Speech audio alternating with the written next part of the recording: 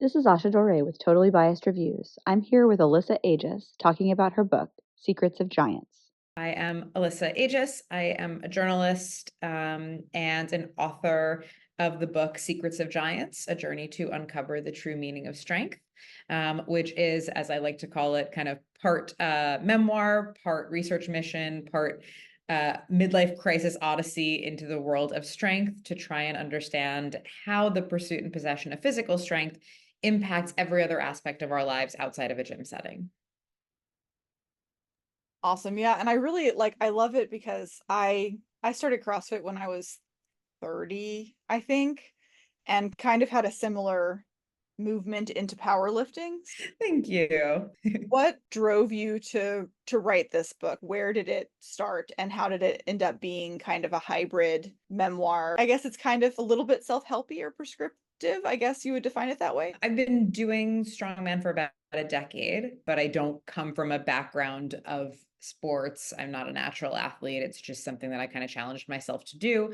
But writing a book on it was an interesting journey. I went back into the field of journalism after about 15 years away in 2021, started 2021, and had the idea to write a book about the sport of strongman, like the history of this weird subculture of strongman. And very luckily, I had a friend who said, that is really niche. I don't know if you're going to find a big enough readership for that. You know, where can you draw your own story into it? And so then it was going to be, okay, well, it's going to be still the history of this subculture, but it'll be told through my journey to learn about the history. And then it was like he kind of pushed me, okay, but like a little bit more about you. Why do you care about this? Why does this matter to you? And the more and more that I put in, the more it became really, really personal, which is how it kind of came to be the book that it is now. When I talk to people who have this kind of hybrid nonfiction work, it's the exact opposite. Like they start with a memoir and either an agent or somebody is like, yeah, memoirs don't sell right now. So how can you make it more prescriptive or something like that so that people Yeah. will sell it? Because I think that like I was just reading a Substack about this morning by a literary agent who was saying, that nonfiction sales are actually up on the consumer side. And I've heard that from several publishers, but publishers aren't buying. You went to Sue Shapiro's class, right? When I mentioned that I had been out of journalism for about 15 years, when I decided I wanted to go back into it, I kind of knew, okay, look, you still know how to write, you know how to write articles, but like the pitching world has probably changed. And a friend of a friend said, you know, here's this professor who does this great class and you can do it over Zoom and it'll kind of help you rediscover and relearn how to actually go through the pitching process. So I signed up, I took her course, it was wonderful. And I think some of the biggest things that came out of it were one, you know, I obviously got some connections to editors and I was able to get my first piece in 15 years published with an editor at Wired, which was amazing. And then two, she was really one of the people who kind of showed me like you have to involve yourself in your writing.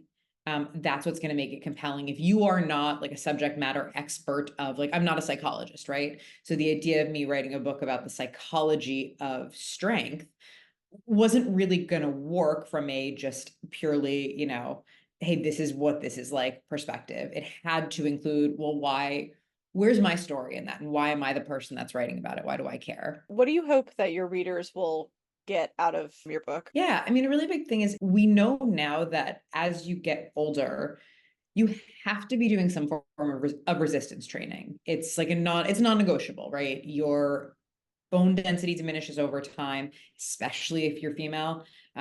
You know, you're going to start as you go through perimenopause and menopause and your estrogen drops, your bone density drops. You have brittle bones, they're more likely to break. But for just all of us, you know, as we get older, we start to lose muscle mass and muscle strength. And when you combine those two things, that's when you get into this really major risk for falling and getting injured and losing your independence through that. So we now know that this is a thing that you have to do. You don't have to pull a truck like I did. You don't have to lift giant rocks, but you do have to do some form of resistance training.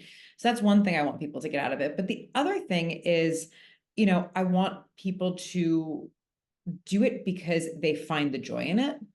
I want them to find the things that excite them about it. I want them to know what it's like to feel strong, to feel like you can do all of these incredible things with your body, and because your mind will allow you to do that too. And a big thing for me in particular was for women to kind of understand, hey, you are allowed to take up space. Most of us have been told for so much of our lives, shrink down, be smaller, be quiet, or don't make a fuss. And you don't have to be like that.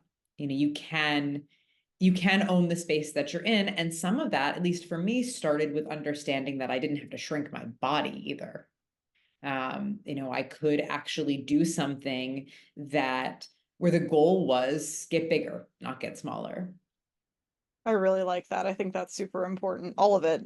Definitely that last part. It reminds me, there's a chapter where you talk a lot about trust, and something that I really liked was about processing things during these workouts, big intense period or small intense period, and then the rest between sets. Like, I remember when I first started CrossFit, my coach was like, if you cry after this first workout or anytime, like in the middle of the workout, like, this is normal. People cry in their first workout. And I was like, what the fuck?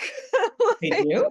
yeah. And I didn't cry. I mean, I was like dead 2 days later. Later on, there were times when I really felt like going to the gym was like this existential experience. It was better than therapy. It was better than, I mean, I haven't done like ayahuasca, but I can imagine that it was at least, because it's just like so Yeah. involved. Yeah, I mean, one of the biggest takeaways for me, one of the things that I learned that really resonated the most for me when I was writing this book was trying to understand. So I talk a fair amount at the beginning of the book and throughout about how I had gone through a miscarriage and really lost a tremendous amount of trust in my body, and also just in my ability to kind of do hard things. But also I had spent the last decade sort of going, okay, I'm going to run a marathon, and I would tell my body to do it and it would do it. And I'm going to learn how to swim to do a triathlon, and I would tell my body to do that and it would do it. And I'm going to lift this heavy thing, and I would tell my body to do that and it would do it. And then I told my body to, get pregnant and have have a healthy pregnancy, and it didn't do that. And so it was really confusing to suddenly go, oh, it's not doing what I want it to do. And why is that? And what am I doing wrong? And there's just all this self-doubt that goes with it. Through that time, when I was kind of in the aftermath of that, I kept going to the gym and I kept working out with my coach. And I would find that when I would leave those sessions, I would walk out of the gym feeling like a little bit stronger and prouder. And I was walking taller, and I was walking with my shoulders pulled back instead of hunched forward. And I wasn't getting that same kind of hit of strength and just like confidence from running, which I was doing as well.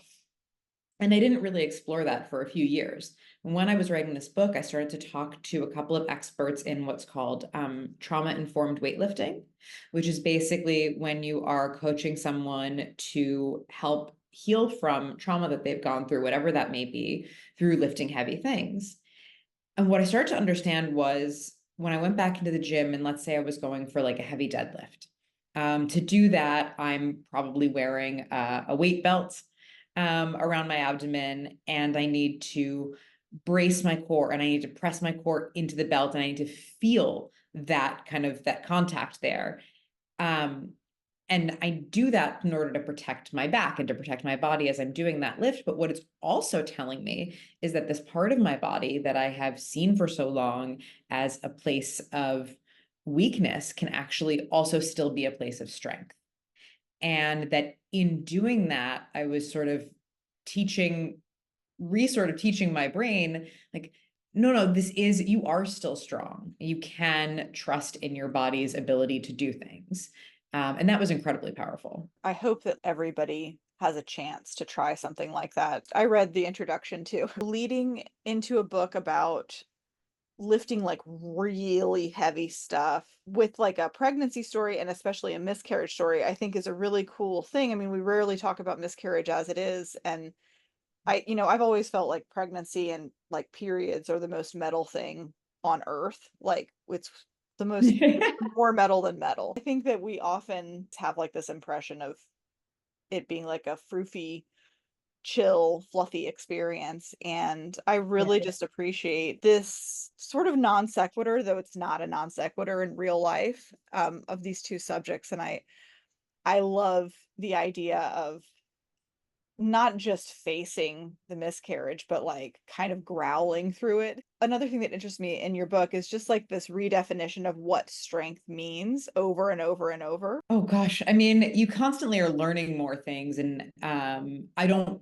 talk a lot in the book about this idea like you have to be engaging in strength training as you age, but I have now made that like this little soapbox that I get up on wherever I possibly can. I've sort of continued, I've continued on the same path of competing and also, just sort of training for my general health and wellness. It's not even that I've sort of learned more in the last year than I had in the book, so much as I think all the things I learned while writing the book have sort of informed how I have gone into strength training in the last year. So I constantly am kind of reminding myself of those little things from it, like, oh, this lift was really hard. Okay, nope, it's something that, you can't do it yet, but you will be able to. It's also funny how many people have thrown that back at me when I say I can't, like, oh, this is really hard. Someone's like, no, you just can't do it yet. Like, that's rude. That is, you're using my words against me. But yeah, listen, the field of strength also, there's constantly new things that we are learning. And I think that that's what's really interesting too, is there are new things coming out all the time about how resistance training impacts brain health, how it impacts cognitive function, all these other things. There's something about memory. There was one study I saw where it talked about how it can actually change the like thickness and texture of your skin. All of this wild stuff that we're just now doing more research into, because I think people are kind of finally going, oh, this is really important. This is not something you can just choose to do or not. Very funny that people use it against you. I have had that experience with like essays that I've published where like people will quote me and then they like give me a look and I'm like, I wrote that, didn't I? I thought a lot about the parts in your book that focus on failure. And, one of the things that you brought up that I really liked about CrossFit that surprised me when I first started CrossFit was the training on bailing out. And, just my perception of CrossFit, and even, in Seattle, we have like these off-brand kind of CrossFit-y things. They're like high intensity training, whatever. They have all these names. And then of course there's Orange Theory that kind of incorporates some CrossFit-y stuff. And I had this perception that I don't think is always wrong of these gyms being kind of like this meaty, competitive space where people are kind of shitting on you if you fail. But Yeah. the good gyms and the gyms that I've loved and like my gyms have all been like the exact opposite of that. It's just like, yeah, let's fail. Let's fuck it up. Let's like Yeah.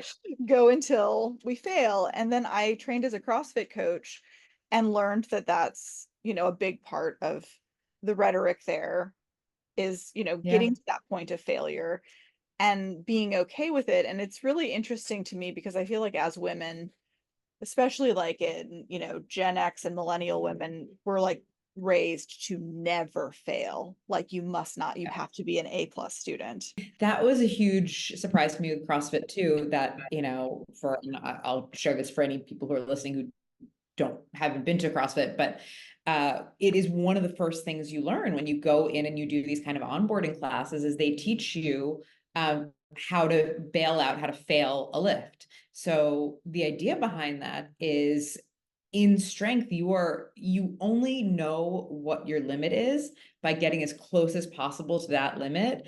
And you only figure that out by failing at one of those lifts, because once you failed at it, you go, okay, my limit is less than that. So let me pull back and see where it is. You can't find that what we call your 1 rep max, which is the maximum amount of weight you can do for a single lift, until you failed at one. Because if you make it, then maybe there's more that you could have had in the tank. But when you do that, and that failure is inevitable, you also have to think about your safety. So you learn how to throw a bar off your back at the bottom of a squat, or how to, throw it down from overhead so it's not going to land on your head. all those things. And it feels very counterintuitive because a lot of us come to strength because we've seen, on Instagram or whatever, all of these amazing PRs and all these crazy lifts people are doing. And you expect to walk in and do those things right away. And if you're at a good gym, they're not going to teach you that. Right. And so one of the things that I love about strength is that you go right into it right away, knowing that you're going to fail. And not only are you going to fail, sometimes you're going to fail 90% of the time if you're doing it right. You'll also have times where you go in and you go for a lift that you've already made and a number that you've already made, and you don't get it that day because, I don't know, you didn't sleep the perfect amount or eat the right amount the night before or whatever it is. Like, when I would run, I always knew that for the most part, barring some sort of unforeseen circumstance, if I went out for a long run, even if it was my longest run, I was going to finish it. I was going to get to the end of that mileage, right? Maybe I had to go slower or walk or take longer breaks or whatever it was. But I never really had to think about the fact that, oh, you might fail this. And with lifting, you can gut it out, push through no matter what, like however much you want. But if the weight's not going to go up, the weight's not going to go up. And that is a really hard thing for a lot of people, especially as you mentioned, kind of these two generations to really contend with, is this idea that you can't just force your way into success in this. And that is a really powerful lesson for anyone to learn. It's interesting because there's kind of this dynamic of like control and not control. It's sort of like you can actually try, but you might Yeah. fail. And it's a really like funny thing because it sort of defies a lot of the way that we think about, I mean, in my personal view, like capitalism and success, where we're just like go, go, go, go, be productive, like win, win, win, win. And in this space, it's like actually just try, like just stay there for the whole workout and then go home. Yeah. Like you're done. Like you're good for the day. You're okay. And Yeah. you've tried. And this idea of trying, I think, is so powerful. It's just this universe where you can like, oh, I can just go try. Yeah. That's it. Yeah. Yes, exactly. Exactly. Where you are given the permission to push for the absolute limit of what you're able to do. And you get rewarded for that. You get rewarded for that failure. Whereas in a lot of areas in the rest of our lives, that's not how failure is treated. But when you do it in this controlled setting in the gym, it does teach you that it's okay to fail in other parts of your life too, because again, you don't know what you're capable of doing until you get to that end range of your limit. I have two little girls and I tell them all the time, like when we go out skiing and, they fall a bunch of times, at the end of the day, I say to them, it's awesome that you fell a bunch of times because that tells me that you tried to do something that was really hard, right? You didn't just kind of err on the side of safety. Go into these spaces and you lift, your endorphins are kicked up. You have like a lot of, it's like a new body and a new life. And sometimes, like for me, I have a lot of pain in my body and lifting helps me with my pain. So I'm like in less pain. So I leave and I'm like, yeah, like I feel way better in so many ways. And just keeping in mind, like, well, what can you do with that? And like, really, like, how much have you learned from that? Like, is it really interesting to me? Do you feel like a lot of people you've interacted with think this deeply about it or talk about it in even in casual terms? I think when you get people thinking about the why behind behind doing all this crazy stuff, you learn that people have come to this not because they just like, I don't know, want to have big biceps, but because they're working through something. They're really, they're trying to become stronger to overcome something that has made them feel weaker in the rest of their lives. And I think in the sports like CrossFit and maybe a little less so CrossFit, but like powerlifting, Olympic lifting, strongman, the ones where like, it's less about the group classes and more about like what are you pushing towards? You're there because you're trying to accomplish something that perhaps you have been made to feel in another area of your life like you're not capable of doing. A lot of my journalism work now focuses on strength and aging. So I just wrote a piece for the New York Times on the importance of working with a personal trainer as you get older, making sure that you are able to push those limits. And once again, at that age group, we're not talking about people who are trying to hit the absolute maximum level of their strength, but they do need to test their balance and stability. And again, you need to be able to push to that outer edge of that. And so you want to be doing that under supervision. And I think part of this is because I'm 43. And so I'm obviously not in that like older adult population yet, but I am at the point where I'm a couple of years off maybe from perimenopause. And so this has started to become something really personal and something that I'm now seeing a lot of, my own peers starting to go through this and going, okay, well, you got to be lifting. Like, what are we doing? How are we getting more people to do this? It's really kind of empowering because I feel like menopause and perimenopause is like this scary thing where we're like, okay, so we're going to go crazy and we're going to lose all the fun for like some years and also eventually lose our periods, which is great. So we get more fun, no periods. Awesome. But then like, I've always sort of been like, what the fuck am I going to do? Like, how am I going to deal with this? Like, there's no like, nobody that I've talked to, even, ever with all the advances that we have has said like, yeah, menopause is going well. It's easy for me. It just seems like it's really rough, right? And but the idea of like kind of bringing that to the gym is so cool and so empowering. It's like, okay, I can process that at the gym. I don't have to rage out at my dog or whatever. I can just go lift. It's really smart. I like that.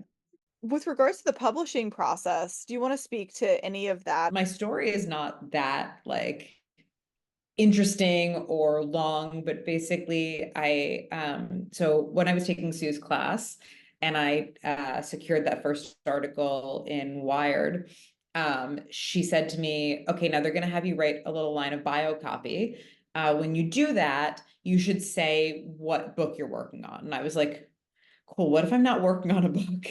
And she was like, well, if you ever think you want to write a book, you should think about what you want it to be about and just put that in there. Alyssa Ages is working on a book about blah, blah, blah. And I was like, oh, okay. So if you go back and look at that article, it says working on a book about strongman.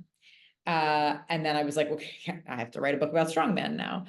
And the author friend who had said to me, make this more about yourself, he also will work with aspiring authors on building their proposal, which is obviously really, it's a tough part of the process. That's how you get the agent. And with nonfiction, you have to do a proposal first. So you're not writing the book first. And so he really kind of helped me understand how to structure it. Every time I wrote another section of it, he would sort of read it back and go, okay, less of this, more of this, fix these things. And then at the end of that process, once we finished the proposal, he sent it first to his own agent, with the idea being his agent would have the first right to look at it. And if he didn't like it, he would help me find another agent to pitch it to. But I got lucky that this agent really liked it, and signed me. And then the process from there to a publisher was fairly quick. We had the publisher that I went with was probably one of the first ones interested. They were interested immediately. We got on the phone. I really liked them. They publish, books that are in a similar sort of personal growth vein. And I only met with one other publisher. Wow. And so at that point it was a decision between those two. And then it was, okay, how much time do you need to write the book? And I took a year from signing to submitting the manuscript. What I also feel like is important to say is like the process of getting it published was really quick and pretty painless for me. I hated book promotion. No one talks to you about that. No one talks to you about the level of support you're going to get or promotional help you're going to get. And unless you are chosen by the publisher to be like the next bestseller, you will spend a lot of time feeling like you're standing on a street corner with a megaphone trying to personally hand sell copies of your book. It's really tough. That's really interesting. I've It doesn't yeah. seem like a big deal at the time because you think, oh, just books just sell, right? But they don't. And the number of books that sort of escape that, like, that space of not being recognized and suddenly go on to like just have a random spark that like lights a fire and everyone gets it. So really, that doesn't happen. Like, if I've learned anything, it's that those bestsellers are those are chosen. They don't just happen. I think writing the book for me was a really wonderful process, and interviewing all the athletes that I got to interview and talking to the researchers was a really incredible process. And I just like writing, so that part was great.